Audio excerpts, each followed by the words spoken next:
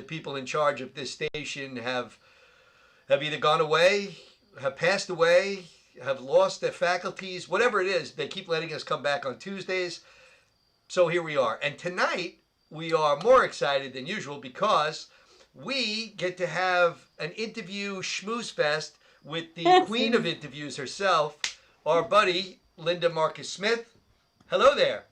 Hi, guys. How's it going, Rich and Jeff? Pretty good.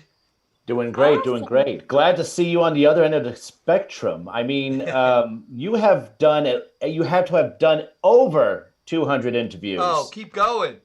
300, 400? Where are we? What's 500. 517. Oh my God. Yeah, she's crazy. Wait, she probably did them all in 3 weeks. I don't know what I was thinking, really. It's great. Most people go ahead and binge watch Lucifer, but you go ahead and you just binge all the comedians across the great United States. Yes, I've done more men. Well, don't exclude Bozy on that. He might be with you.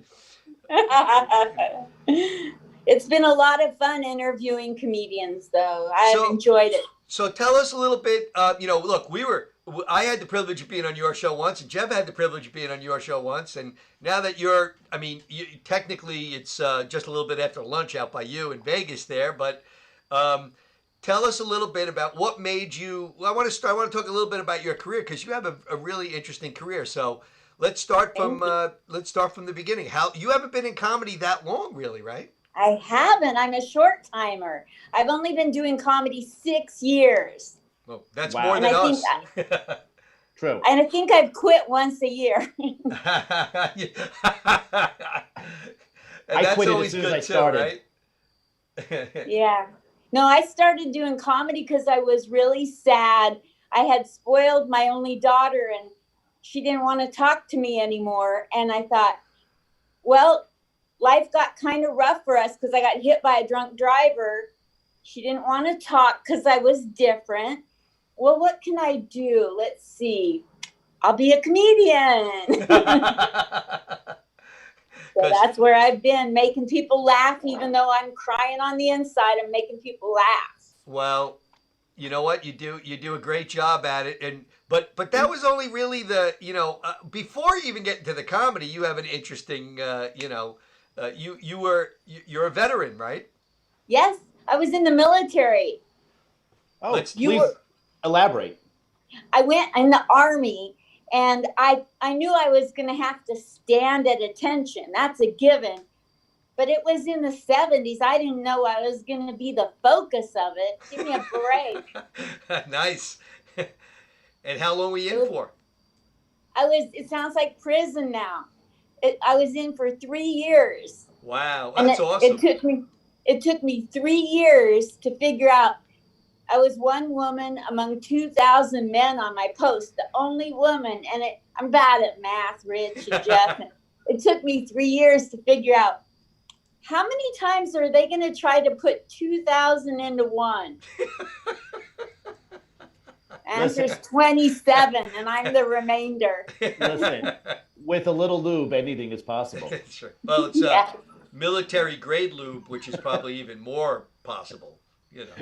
It's that government grade.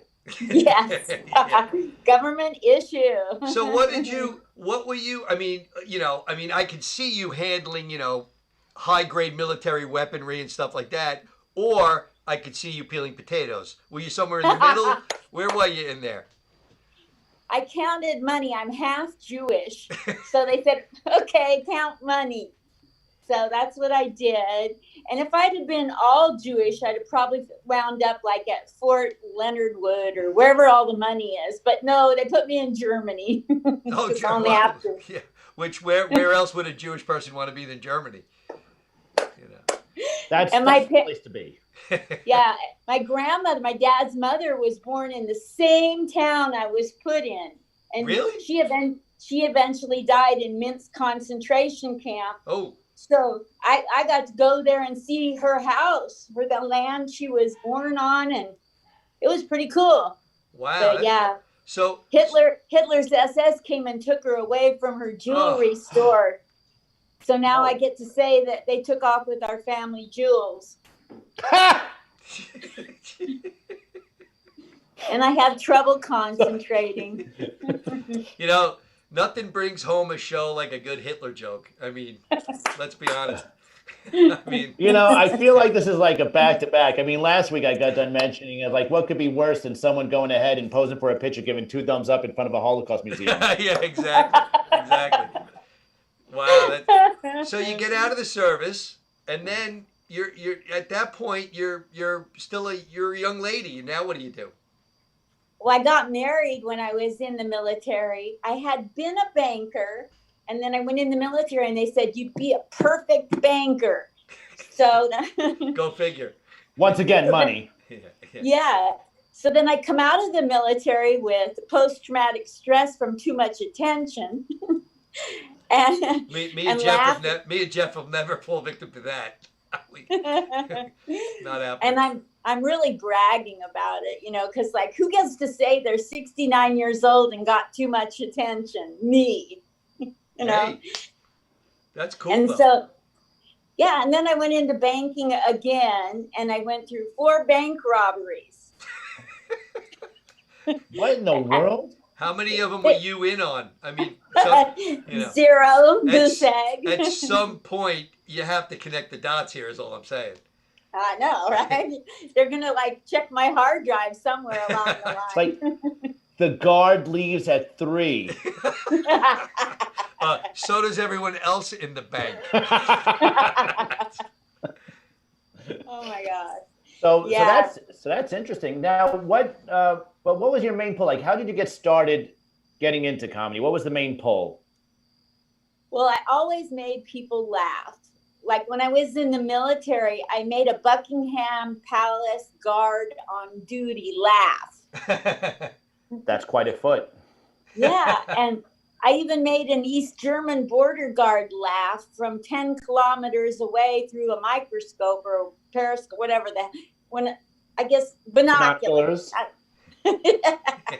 I'm not that military, you know. No. It's either that or bifocals, one of the two. Yeah. The only thing she learned to do in the military was use pens with chains on them. Clearly, that was the extent of her training. Banking. I had a lieutenant, and every time I'd come in the office in the military, he would change the subject and look at me and go, "Yeah, they call me the 60-minute man." And I got so sick of it. I said, one day I piped off and I said, "What, to get it up?" Oh. Oh boy. So how was Siberia? Women laugh at that joke more than men do, I noticed. So for some of us, it hits home, Bosie. Yeah. So Wow. I went from the military to banking, and then I got hit by a drunk driver and got a free brain injury. Now when was that? 1996. Wow. Wow. Yeah. Hold on. While I make everybody on this this moment here feel a little bit of the age gap, that's when I graduated high school. Shut up. That's when my son was born. Yeah, I was born in 51. All right. So I'm a little bit older. I mean, in fairness, you look younger than us, so that's true. good. Now, from the car accident, with now, how did everything proceed from that point? So they told me, "There's no hope for you. You're never going to remember the past, and you're never going to learn anything new. So we're not going to help you at the VA hospital." That's the bad news. But here's the good news, you guys. Wow. I healed myself. Wow. How'd you do that? I just got out some Trivial Pursuit cards and started memorizing trivia. And then I wound up on Who Wants to Be a Millionaire with Meredith Vieira. Are you kidding? Very nice. That's awesome. I kid you not. I feel like it's the like the Walter Mitty story here. Like she's gonna pop up everywhere. Well, listen. How'd you do on the show? I made it into the contestant pool, and that's about it. I didn't get any further, but that's okay. Did you pee in the pool? Is that what I happened? wanted to. Oh. That's what me and Rich have gotten. So we listen. They wouldn't even let us in the door. No. Who what? Remember when we tried out for Who Wants to Be 100 Air and we didn't even make the first round? It was They sad. actually paid us. They don't listen. They actually paid us like in like popsicles to leave. They're like, no, please go, please. Which was still our best payday, so wasn't so bad. So now you're all the way over in California, No, Vegas. Vegas. I'm now in Vegas. Oh, I've been I'm all sorry. over the place. So either way, she's on the other side of the United States, Rich. Does it really count to go ahead and make it that little bit of extra? Jeff, I don't know if you know this, because I know you graduated in '96, but in Yes. '96, Nevada and California were both states. Yes. But so she's West Coast, far West Coast. Am I right on? She's not on the coast. Nevada is not on the coast, dipshit. The west side of the United States. Are we really going to give me a history lesson and a geography lesson right about now? Well, no, because clearly the ones you got in school didn't sink How in. about I'm not this? wasting How about my this? time now. Here's the best one. Here's the best one. You ready? You ready? She's 3 hours. Okay. over away- there. Over there. She's 3 hours on the time slot. Okay. So right now she's all screwed up. Going. It's 3:30. I should have been having like some sort of brunch already. So- I tell New Yorkers I'm from the Upper West Side, and they say, "You don't have an act." Not that Upper West, the Upper West of the U.S. map, Oregon. That's right. So where have you lived besides California and Nevada? I lived 3 times in New York, and I've lived in Southern California. I've lived in Oregon, Washington, Florida. I've traveled the U.S. and traveled 7 countries in Europe in my lifetime. Wow. But those are the states I've lived in. So what you're saying is you're a hobo. Yes, I'm a hoe and a hobo. You know, Oh Jeff. shit! I didn't go that way. Whoa. I think if we go back, I'm not saying we'll talk about this offline later because there's probably an 800 number we can call, Jeff, a tip line. But I bet if we go back to these 4 bank robberies, her movements around the country coincide with these burglaries. It's gonna add up. I'm just It's saying. gonna add up. Yeah. I mean, how many people move to a new state and pay all their rent in cash in a bag with dye on it? So, Oh my we'll have gosh. to So check I've it out. had quite a life. Yeah, Now but you- you're you get into comedy, right? Yeah. And not only do you get into comedy, but you from the beginning you started doing this stuff with the veterans, right? Yes. Oh my gosh. See, I don't like to just tell jokes to tell jokes. I'm doing it right now, but I like telling jokes with a purpose, like Project 9 Line and like John LaRocchia, and I like making military veterans laugh. And That's nice. I have a joke when I'm making them laugh and forget all the stuff they had to do so we can sling jokes in English. I get tingly all over my body, tingly. And that's how I know I always want to keep finding another GI spot. My God, I love how she threw that in there. Thank Now- you for your service to me. Now, so here's a question I've been dying to ask you, and I didn't ask you when I was on your lovely show when you were kind enough to have me there. But Thank what do you. you think you've done more of? Interview other comics or written a new joke and posted it since you started? Since you started the interviews? Since I started the interviews, I've done way more interviews than joke writing. Really? But the first 9 years on Facebook, it was like I was trained to write 30 jokes a day by Jerry Corley, but he didn't calculate that I have joke writing OCD. The one day a 74-year-old comic unfriended, blocked me, and called me to tell me she missed her shrink appointment because of reading all my jokes. I wrote 82 jokes in one day. So Wow, I can't even get one out a month.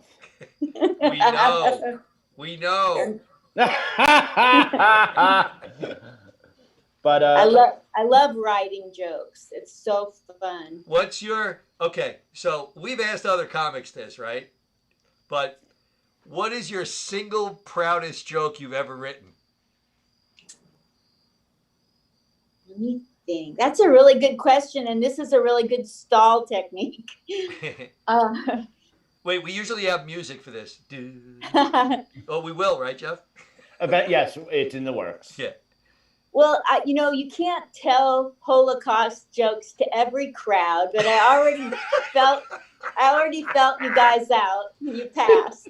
I mean, How's where it are you feel to be- performing? A Hitler Youth rally? Where exactly do you perform? Oktoberfest only? How's it feel to have been felt out by a geriatric? So, like my parents, they're the ones that suffered and their family and went through the Holocaust. But even to this day, I have trouble concentrating. Oh my God. I won't even drink orange juice.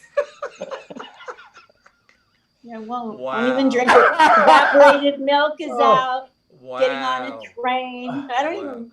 Let Wait, me go on. I think this is the part where we're supposed to say the views of Linda Marcus Smith do not represent the views of Governors Radio or No Rhyme and No Reason.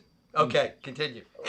If we who suffered through the traumas of the Holocaust can't take Shakespeare and make it palatable and copeable, I mean, that's the only way I can cope.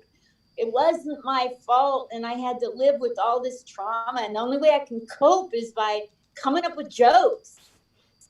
Well, that's Listen, the way to do it. There's no. You've done a great job. Now, I listen. I took a browsing through her page. It's quite lengthy, very lengthy. Yes. I mean, there's like more stuff on her Facebook page than there is actually words in the Webster Dictionary. Some of those I still don't know to today. Like I can't even spell the word who. But moving on. So now you performed a lot of places. You even gone ahead and you performed in Manhattan. Yes. I Yes. saw one of those lovely pictures. How was it performing in front of a city crowd? I love New York crowds. I was posting, like you guys said, I post a lot of jokes. And New York, Gladys Simon at Comic Strip Live said, "Oh, you think you're so smart with all your jokes and getting 300,000 likes on Facebook? Get your ass over here and get up on stage. Let's see how good you are." So I took the train and I got up on stage and I kept bombing until I got better. But at first I was so scared to be in New York and do comedy for a real crowd, Well, I mean, even you gotta fail before you can improve. So we know it. Yes, and if anyone knows that better than me. Every Tuesday at 6:30. Yes. Here we are. No, but that's the whole thing. You gotta listen. You gotta stage time. I just got done talking to you. You probably talked with him, Rich Walker, just earlier, and he just got done saying like stage time, stage time, stage time, stage time. It doesn't matter where it is, when it is. Just get up there, keep going, and you just got to go through your stuff. And you only get your claws wet by keep on going up and after the next time you go on stage. Yes. So, and then like I said, it takes time, it takes years. I mean, like some people can be like a rocket right out of the bat. And then, like I said, the decent majority, it takes, years, takes time to perfect your stuff, find your voice, find out who you are. And, for the meantime, we just know that you're definitely a Holocaust survivor that discusses it. Well, they call me a second generation Holocaust survivor. It's kind of like LinkedIn. I mean, it's once removed. yeah. I know a guy who knows a guy who was a survivor. So hey, well, technically, Jeff, Yes. technically you survived the Holocaust too because you're still here, right? So. Well, if it's true because if Grandma didn't make it out and she didn't go ahead and bang Grandpa, then I wouldn't have been here. So think about it. Just to let you know, Bose, Grandpa wasn't the only one in there, I'm sure. That's true. That's true. Somebody had to tend to the farm and to grandma. Yes. That field isn't going to work itself, you know. So Linda, let's talk a little bit. I wanna circle back to your passion here, where you all of a sudden you woke up one morning with this epiphany and you said, you know, with all the shit that's gone down in my life, I need to do 517 interviews of comics, because you know you haven't suffered enough. So hey, let's have at it. So when did you start? When was your first comedian's interview, and who was it? Well, it was a couple days into the pandemic. I was really depressed. Like, I'd open up the front door and I'd want to crawl back in bed. And I thought, I wonder who else is depressed. I mean, I know depression. I wrote the book on depression. Are you kidding me? So I got hope on you get Zoom. royalties. Yeah. So I got on Zoom and I called a comedian here in Vegas. And she probably wanted to go nameless, but the first person I called because she was so severely depressed. And I said, I just want to talk to you. Can we do it on Zoom? When I saw her, she looked so depressed, like I did. And as we talked, she started looking better. And I thought, maybe there's some magic to connecting with people. And at first, I got to tell you, most of the first interviews, people were so depressed.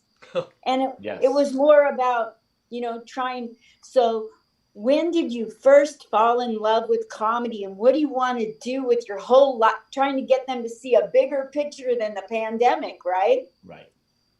And as the pandemic's gone on, it's more about interview and drawing out things they've done. But at first it was trying to get them to think positive. And it was healing for me because I could cheer people up, and they got cheered up, and I got to actually see people were cheering up. So that's what got me hooked on it. And then you said, you know, that interview went pretty good. So I think what I'll do is 12 a day. I mean, there were days I saw you on social media and you were posting them like, okay, 4:30, I got the 5:30. You were like an auctioneer. I was like, wow, what is going on? She's really, he is really going. So you started kicking it into, you know, high gear. And I mean, 517, that's unbelievable. Yeah, I was doing so many interviews, and God knows why. I think I lost my mind. But that's okay, because it sounds like you were, you know, a lot of people needed to get stuff off their chest, right? Like you said, they needed to know that, hey, I'm not alone in this, you know, pandemic thing.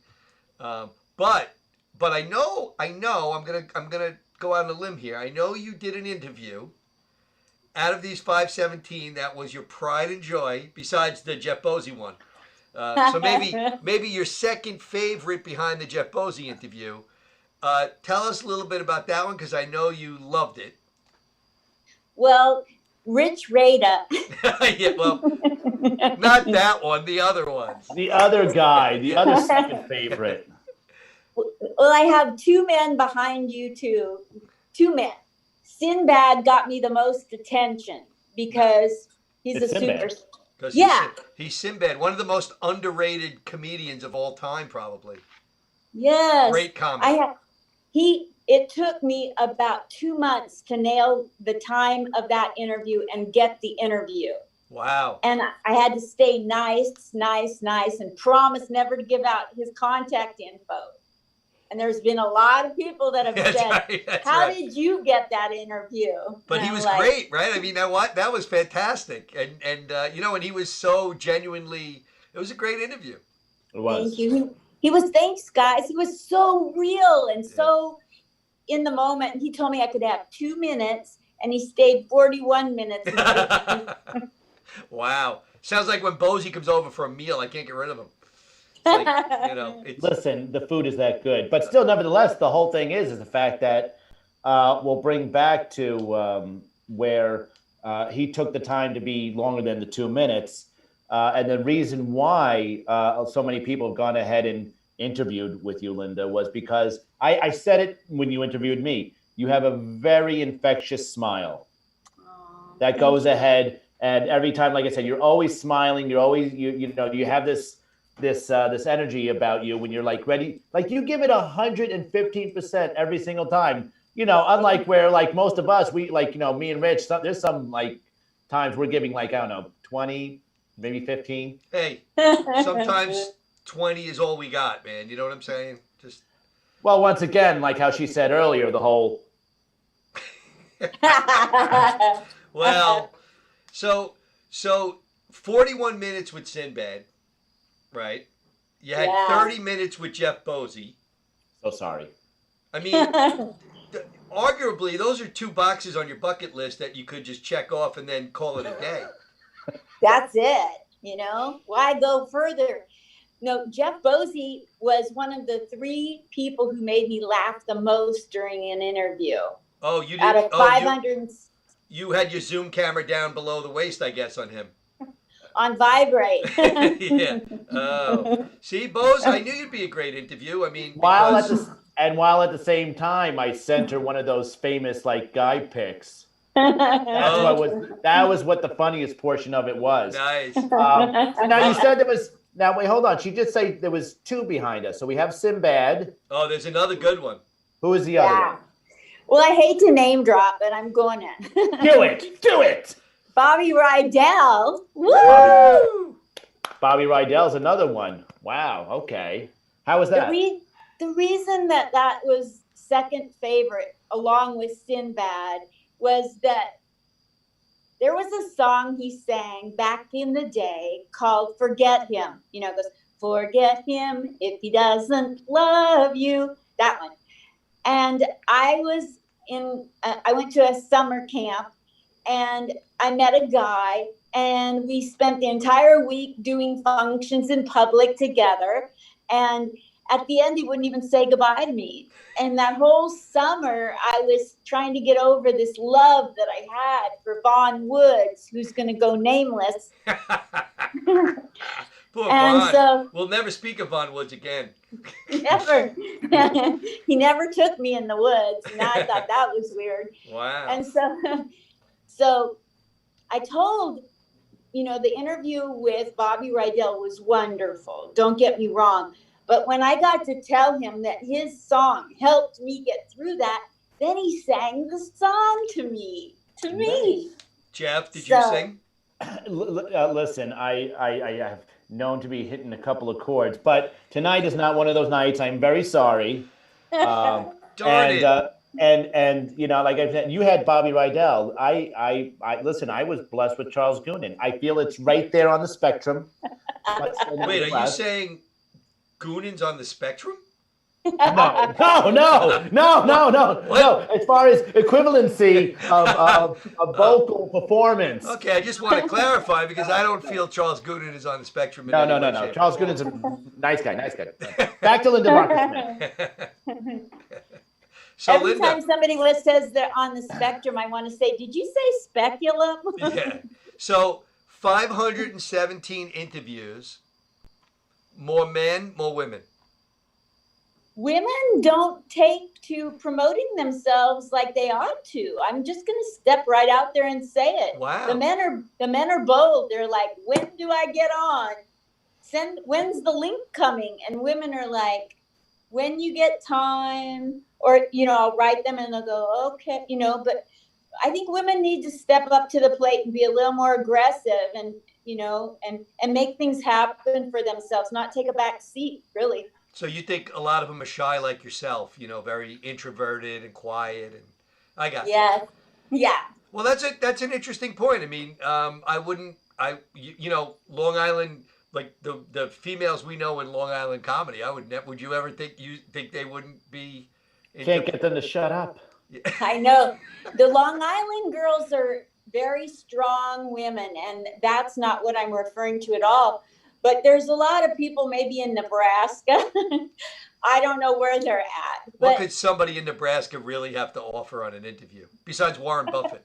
I mean, what else are they bringing? Well, I'm trying to wonder about the wonderful women in comedy that are in Alaska. They're trying to go ahead and make sure they don't ruin their rental fee at Blockbuster. I think they closed the last one. Ah. Yeah, sad. But that, So like I bad. said, like I said, it's amazing because you've done such an amazing job. You've gone ahead, you've done the interviews, you've gone ahead, you've pulled yourself because, like I said, every single comedian and everyone who's in entertainment has had to deal with the issues with the pandemic. How is it? How's everything going on over on your end over there? Like, how are things opened? What's available? Like, is there entertainment going on over there, or what? There's, like they have drive-in theater where you can go and honk your car, which confuses me because men used to honk when they were horny. It's a whole thing. So there's that. And then there's illegal things, or we promise everyone's wearing a mask. Oops, nobody's wearing a mask. They have those going on. Wow. So when you sit there and say like shady things, so this is like the brothels.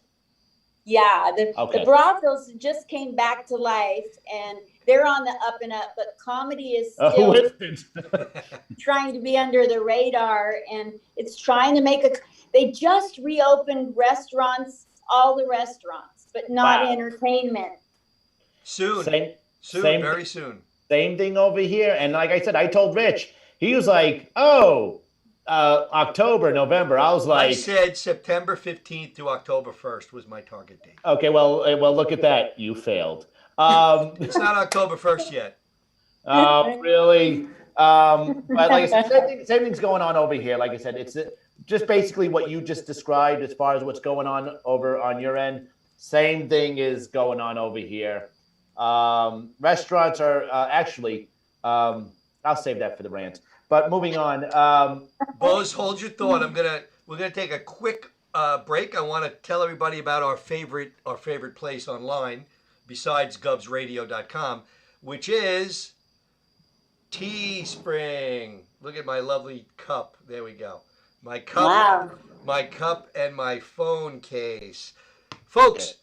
It is not too early to start your holiday shopping, and I'm telling you right now, everybody in your life wants no rhyme, no reason crap for Christmas. I know this because they write us endlessly. We get letters all day long. Our crack crew behind the scenes, all they do is answer holiday emails and letters. It's unbelievable. But go to teespring.com, down to the browse button, type in no rhyme, no reason, and boom. What are you going to see? You're going to see Jeff Bosey on a beach towel.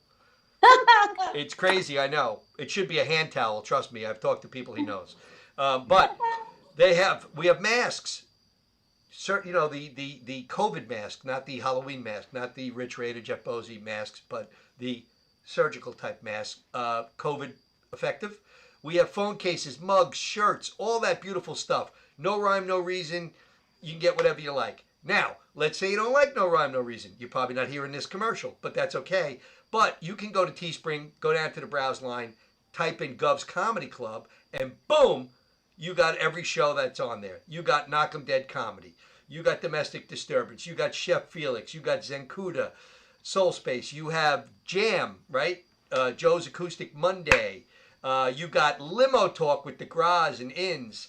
You have, what am I missing? Who am I missing? Oh, Pazuzu. Pazuzu. By the way, Linda, do you know that Jeff was a champion on... Oh, never mind. My mistake. Now, hold on. Pazuzu is... you've gone ahead and you've interviewed the person who is the host of Pazuzu. Mr. Distinguished, very good looking. We don't know if he's available yet, Mr. Don Sill. Oh, I love him. Oh, we're going to talk about him then. Wait, we'll get back to him in 2 seconds. Anyway, folks, teespring.com. Get all your favorite Govs Radio stuff there. And while we're talking about Govs Radio, please, please, please, listen, we're on every Tuesday at 6:30 for an hour. We're just 168th of the week, okay? We're nobody here. But you go on Govs Radio. What's that, Bose? We're number one in our time slot. We are number one on the Tuesday 6:30 Govs Radio time slot. We know this to be true. However, that aside, because we don't like to brag, you're missing out if you don't go check out everybody else's shows, okay? Monday, Tuesday, Thursday, Friday day, you got 11 to 1, you got Knock 'em Dead Comedy with Sally O'Neill and our buddy Tony Walker, the French Fry King. You have Wednesdays, our friends from Ashland are not doing it every Wednesday anymore, but I'm sure they're going to surface again. Danielle Asher and Eric Shevlin, so we hope to see them doing Love those bits two and pieces.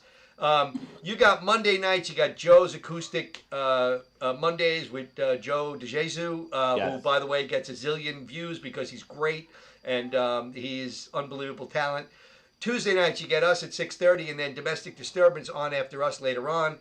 Wednesday night, right now, I'm not sure what's going to be popping on. Thursday night, we got our buddy Graz and Bobby Inns and Richie doing Limo Talk at .com, GothamGold.com. And, .com. Friday night, what do we got, Bose? On Fridays, we have... Friday, you definitely have this wonderful, wonderful cast called Tim Saliani, Mike Keegan, and Carl Okerson. They are the stars of Domestic Disturbance. That's what it is. Saturdays during the daytime, every other I think it is now. You got is Saturday or Sunday. You got Tom Galati doing comedians in cars, and you got Pazuzu, which is Don Sill and Benny Rizzuti on which day? Wednesdays now at 8 Pazuzu o'clock. Wednesdays. Look at that! Wow, Prince Spaghetti Day is now Benny Rizzuti Day. It's so appropriate. Zenkuda Soul Space is on Thursdays. We got Chef Felix. On Listen, Sunday. Bottom line, GubsRadio.com. Yes. It's gotten a lot of people through this crazy COVID pandemic times. There's always something great on there. And if you can't catch it live, it's all saved in the old vault there. You go on, you click on it, and you have a great time. There's a lot of really cool people. Not everyone is as shitty as Jeff and I. There's some real talent out there. So have at it. Anyway, back to our lovely, lovely guest, Linda Marcus Smith, and my buddy Jeff Bosey. Thank you. That was amazing. Holy Toledo. It was like a really bad commercial for mac and cheese.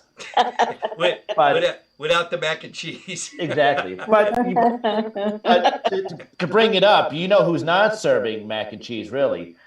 We were talking about how some restaurants were opening over there in Vegas.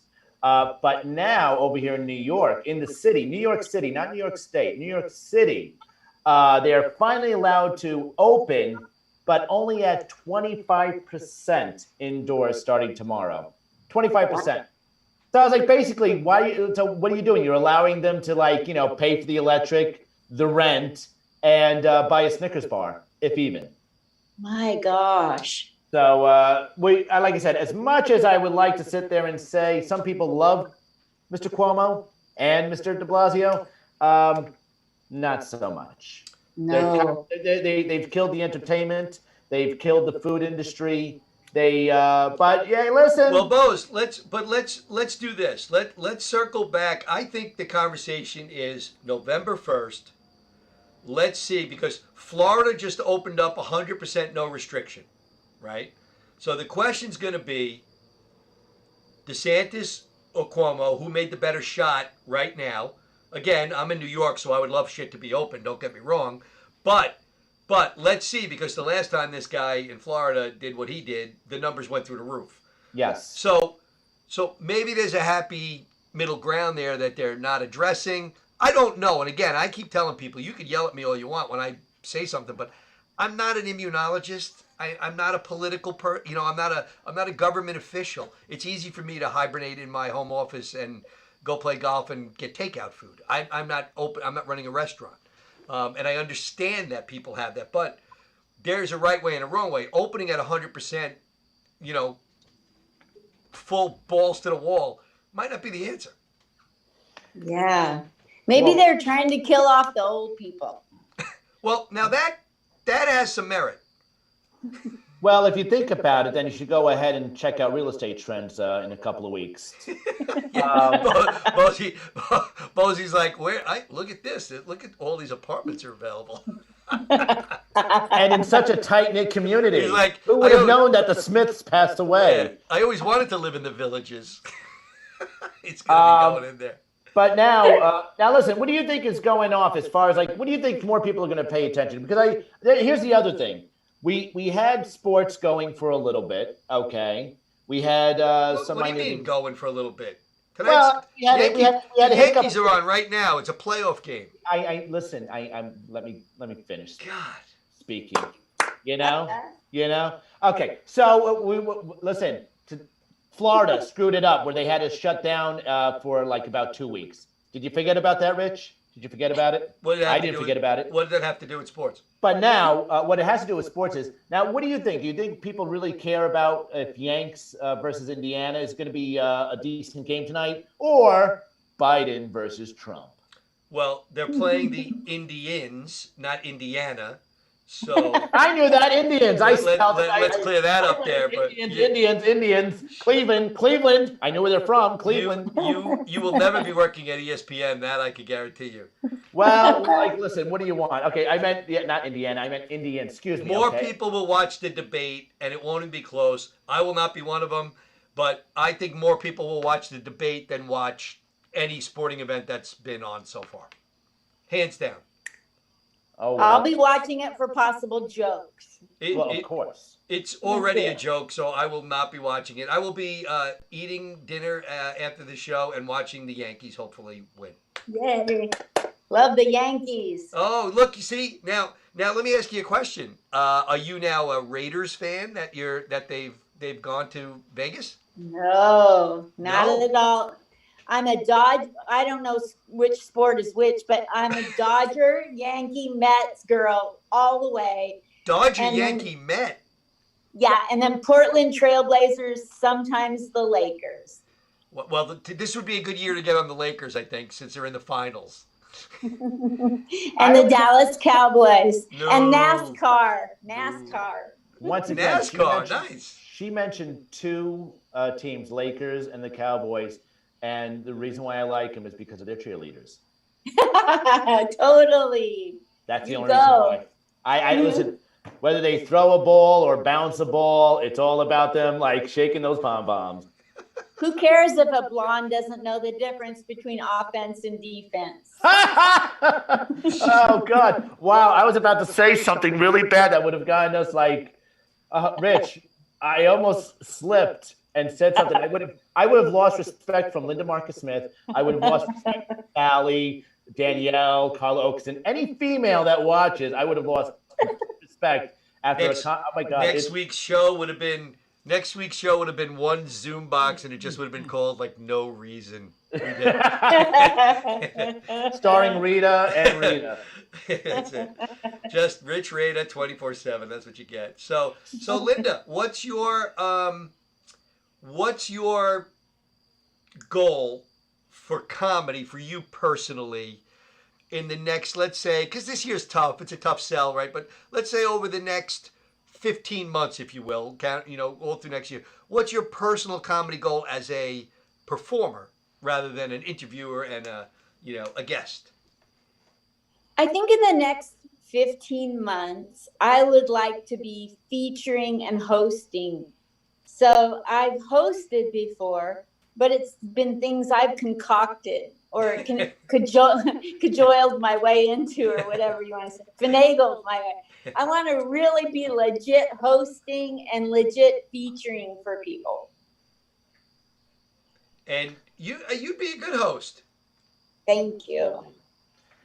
Now, here's my question. Once the doors of entertainment open up again, do you find yourself still going forward with the interview process that you have started? Yes. So if I had to pick, like God would speak down from the mountain and tell me that pick one, interviewing or doing comedy, I'd probably pick interviewing. Wow. Whoa. Because it's so wonderful to draw things out of people and promote them. It's such a joy. It's almost a bigger joy than getting this superficial quick laugh and then it's over. And then you have to go recreate it with a different crowd. I really enjoy the interviewing so much. That's great. Are all your interviews live? I put them on Facebook Live if the internet cooperates with me. But you don't record, edit, and then post, right? You do them straight through? I put them straight to Facebook Live, and then Okay. afterward, there's a Long Island gal that's teaching me how to do the editing and how to render and upload them to YouTube and Spotify, but I haven't learned it yet. I don't even know terrible. what you just said. That's how my tech skills work. Yeah, I'm gonna be doing some editing to them soon. As soon as I figure out what the hell is she talking about. Oh, well, when you edit ours, could we have more hair? Because that would be cool if you do ours. But Well, listen, I figured the best way she can edit my interview with her is like pretty much like if she wanted all the Mute? viewers to pay, delete it, and she would have more views that way. If she was just, like, just the Star Spangled Banner for 30 minutes. You just hear that going over and over.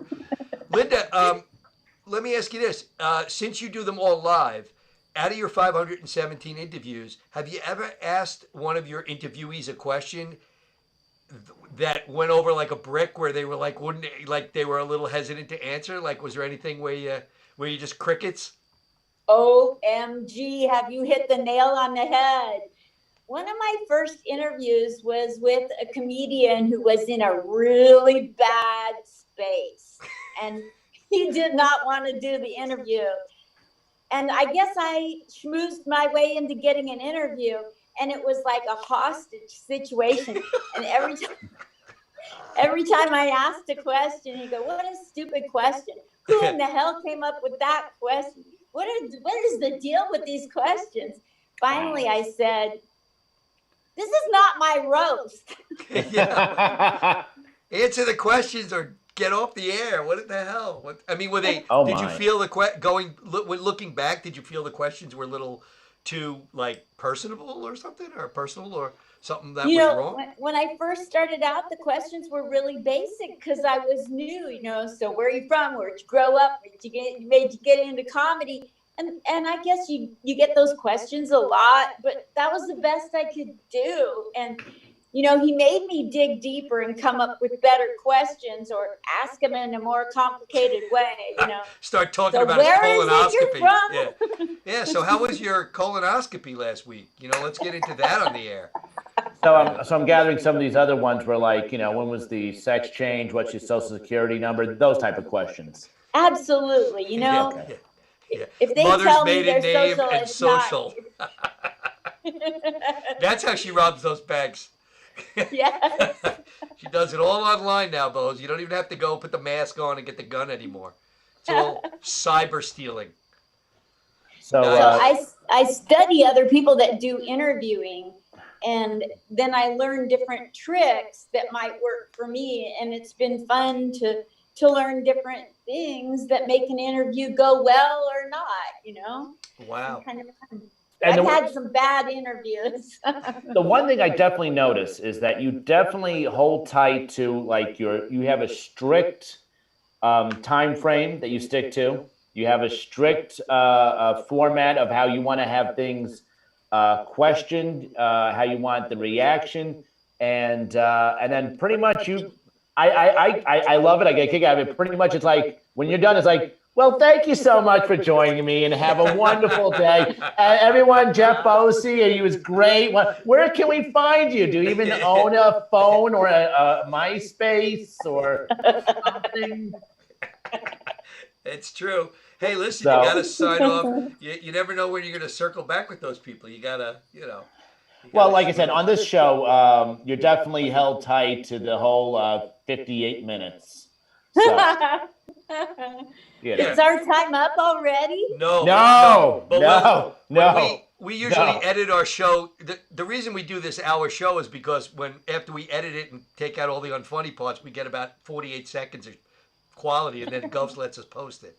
So it's pretty good. It's not bad. We're getting there. Yeah. We're hoping to get over a minute by next year, but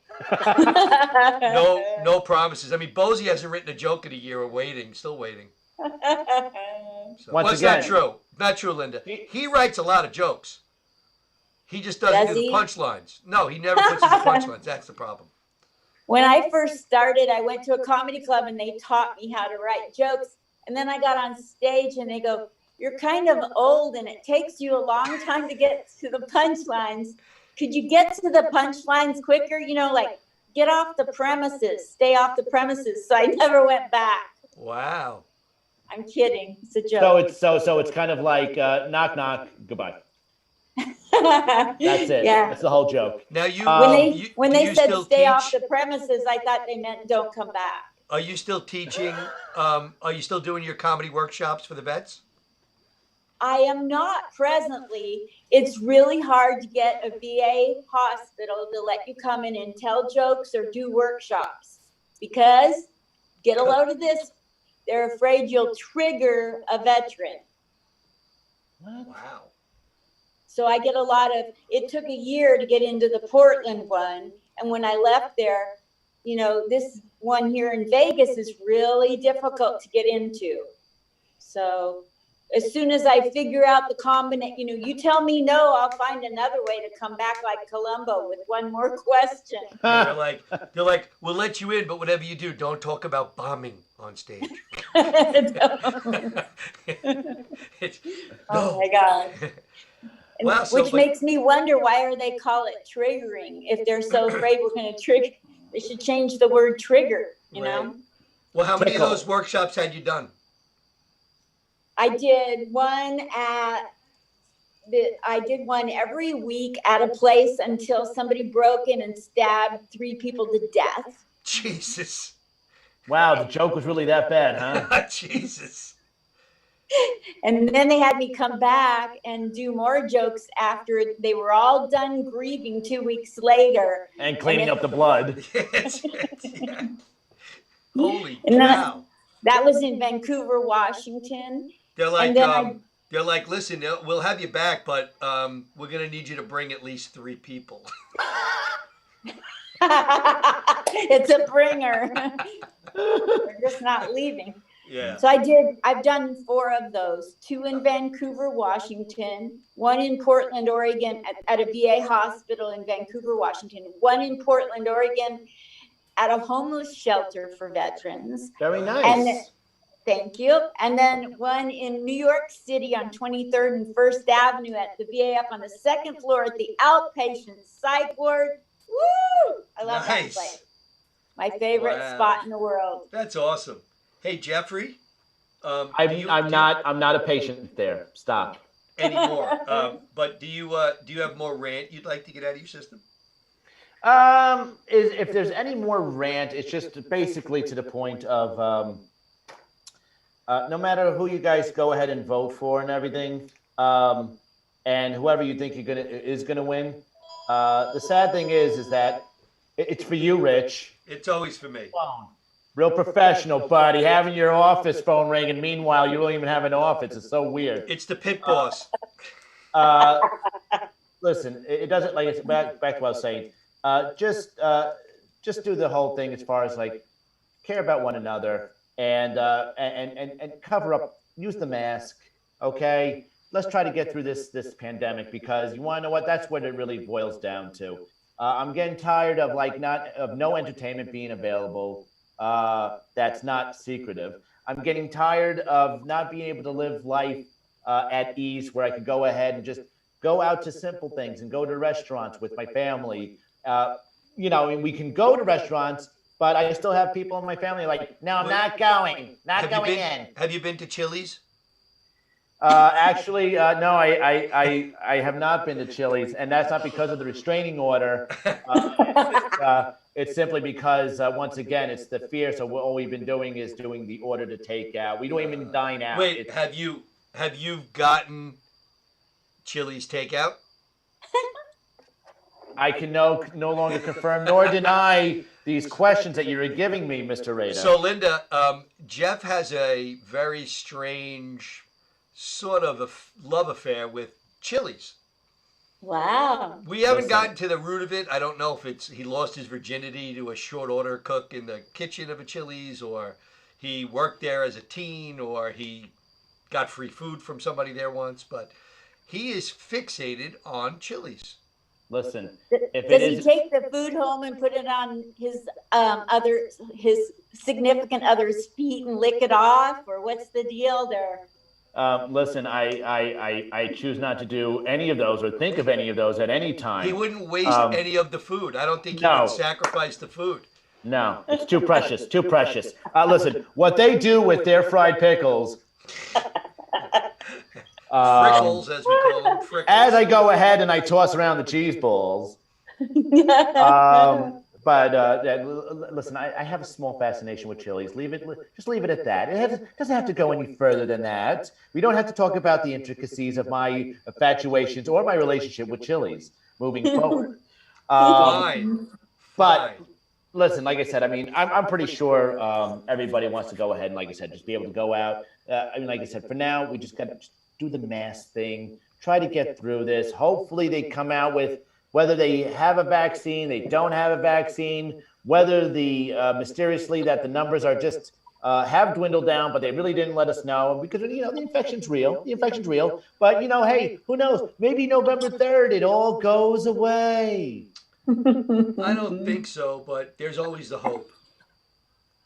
So, Well, Bose, that that I love the optimism, but let's spend our last couple of minutes with our buddy Linda here. And Linda, first of all, tell our massive viewing audience of 7 where they can find you on social media, whether it's Facebook, Instagram, Twitter, Police Blotter, whatever. Fire away. Well, my comedy career has been taking off. I'm sure you've tracked it, and mostly at bus stops. Yeah. Love the signs. And this little old lady, she wanted to hear a joke because she was sad. And I told her a joke, and she said to keep my day job, and I didn't have one. So now I have one, and I went out and got a bunch of prom gowns and stiletto heels, and I'm a Vegas streetwalker with my Fitbit. Wow. So This kind of streetwalker. Linda, you want to hear something a little bit I wouldn't say super funny, but a little bit funny is, the old saying when they tell people, when you go, oh, I just got into comedy, and people go, oh, don't quit your day job. My friends were all like, dude, you should quit your day job. I'm like, why? You think I got a shot at comedy? They're like, no, your day job sucks. I was like, oh, because I sell life insurance and nobody wanted to be, harassed anymore. Listen, we are going to circle back to where we can find Linda Marcus Smith on the interweb. Real quick, what made you come up with the comic spot? Real quick, go ahead. Eddie Brill helped me to come up with the name, and I wanted it to encapsulate that it's a spot where an Army veteran vets out veterans of comedy. Okay. So then comic spot is what he thought of, and he put together that where the Army veteran vets out veterans of comedy. That's how it all came out. Eddie Brill helped me. And now the catchy tune that's behind it, who came up with that? Because God knows I catch myself in the corner doing the comic spot. I hired a guy in Vegas named Kirk Broussard, and he's amazing. And he sent me this thing that looked like it was goth and avant-garde music and background. I was like, no, it's got to be a little bit red, white, and blue background, very old school. Like Bobby Rydell? Yes. And I want it to be so catchy that people can't get it out of their head. And he did an amazing job. That's great. That's amazing. Like I said, I purposely, like I said, I'll admit to it. I purposely every now and again go ahead and I play the theme song. I don't go through the whole interview, but I'll watch the theme song. It's like that whole thing of a favorite TV show. You sit there and you just want to watch the theme song, and then it's like, okay, I'm done with Days of Our Lives. But moving on. It's your ringtone, isn't it, Bose? It is. It is great. So Linda, where can we find you? Where can people find you? I'm on Facebook under Linda Marcus Smith, and I have a fan page, Comic Spot with Linda Marcus Smith on Facebook, and I'm on Instagram, Linda Marcus Smith. I'm on YouTube. This is tricky. Comedian Linda Marcus Smith. Whoa! Oh my God! Now, Rich, how do you spell comedian? Because I don't. Once again, Webster's Dictionary. Well, it depends if you go with the fancy version or just the IAN or the IENNE or the whole There's a lot of different takes, Bose. But somebody like you should probably just stick to comic. Jeff Yeah. Rossi. Yeah, Because you'd screw yours up. pretty I much. would like to say something on Go behalf of, earlier I said that women need to step up their game and get in there and fight for what their position is inside a comedy. And I mean that. Don't take women, if you're out there, don't take a second spot. Step up and ask for spots and try to get into things, and don't sit there and let yourself be a victim that you get overlooked. And I don't mean it in a degrading way. I mean it in an encouraging way. You're worth it. You're just as worth it as men. Awesome. Well, That's amazing. Linda, we loved having you with us tonight. We wrapping you it up, too. but you are welcome to come back anytime and hang with us. You're one of our faves. We're glad you could join us tonight. Thank you so much. Come back another- on and promote your show. Another episode of No Rhyme, No Reason in the books, Bose. I'm so glad that we had Linda Marcus Smith on tonight. She's amazing. Once again, the infectious smile. And after this, I'm actually, because I didn't know it was 5:17, I'm actually going to go ahead and call up Guinness. There you go. Well, thanks for spending time with us. So we'll Thank see you you. soon. You guys come on my show. I'll do you both at the same time. Woo! All right. Yeah. But now what would be timed on the Fitbit? Nice. All right, folks, we'll see you next Tuesday when No Rhyme, No Reason comes back, and we don't know what we'll be talking about, but have a great week. You guys, thank you so much. So Thank long. you.